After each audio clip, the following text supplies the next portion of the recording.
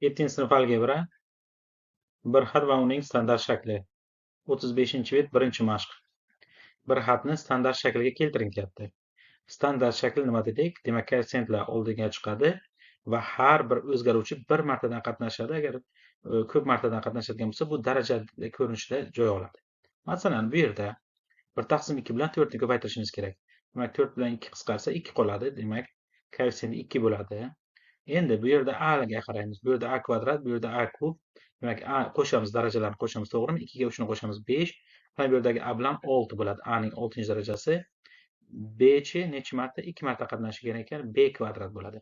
Ana shu, demak, bu ko'p xatning standart shakli. Bu ham ko'p xat. Faqat bu standart shaklda bo'ladi. Endi ikkinchisiga qaraymiz. Bu yerda koeffitsient yo'q, ya'ni ko'p bo'lmasa 1 deb o'ylanadi va yozilmaydi lekin. Endi a'larni sanaymiz. Bitta, bu yerda ikkita bo'lsa 3 ta, 4 ta, 5 ta, 6 ta. Demak, a ning 6-darajasi. B ni sanaymiz. Bu 2 kvadrat bo'lgan ekan. 2, 3, 4, 5, 6. B ham 6 ta ekan. Demak, bu ko'p xatning, bir xatning standart shakli a ning 6-si va b ning 6-siga teng ekan. Uchinchisi, birinchi koeffitsiyentlarni hisoblaymiz. Demak, bu 5 bilan 25 ni bu 5 qisqaradi. Bu yerda 5 qoladi. Endi 4 bilan 8 qisqarsa 4 ga, bu yerda 2 qoladi. Demak, 2 kara 11 22 taqsim 5 koeffitsient qismini 22 taqsim 5. Endi harf o'zgaruvchilariga qaraymiz. Demak, a kvadrat, bu yerda a 3 ta bo'ldi, a kub. Bu yerda b kvadrat, bu yerda b, demak b kub bo'ladi. Bu ana standart shaklga keltirdik. To'rtinchisi 0.2, 0.4 ko'paytirsak 0.100dan 8 bo'ladi, to'g'rimi? Chunki 2 kara 4 8, virguldan keyin 2 ta bo'lgan ekan, 2,2 ga siljiydi 8 dan, 0.100dan 8 bo'ladi. Endi x ni darajalariga qaraymiz. Bu yerda 10-daraja, bu yerda 7-daraja.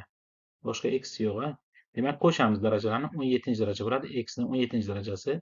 Y bu yerda bitta daraja, bu yerda 3 ta. Qo'shamiz darajalarni, 4-daraja bo'ladi. Mana bu standart shaklga keldi endi. 5-si. Xo'sh, endi sanashimiz kerak bo'ladi. Qarang. A nechta? 1, 2, bu yerda 2 ta 4, 5, bu yerda 7. A ning 7-si bo'lyapti ana. B ni sanaymiz. 1, bu 2 ta bilan 3, 4, 5, 7, bu bilan 8 bo'ladi. Demak, B ni 8-darajasi va C bu 2, 3, 4, 6, 7, 8. C ham 8 ta. Demak, ana bu A ning 7-si, B ning 8-si, C ning 8-si standart shaklga keldi. E'tibor bering, bularning orasida ko'paytirish bor hammasida. Bu ham bir xat deyilaveradi, lekin standart shaklda emas. Orasiga ko'paytirib qo'yilgan. Ana bu yerda-chi? Standart shaklga keldi, chunki hamma, masalan, A'lar, B'lar, C'lar bir martadan ishtirok etyapti. Ularni daraja shaklida joy oldi ana bular. Endi 6-si. Yana sanashda davom etamiz. A ni. Demak, ikkinchisi 2 ta, 3 ta, bu bilan 7 ta, 8 ta, 12 ta. Demak, A ning 12-si. B ni sanaymiz. 4 ta, 6 ta, 7 ta, 11 ta, 13 ta, bu bilan 14 ta. Yana B ning 14-si. A kvadrat B ning 14-si bo'ladi.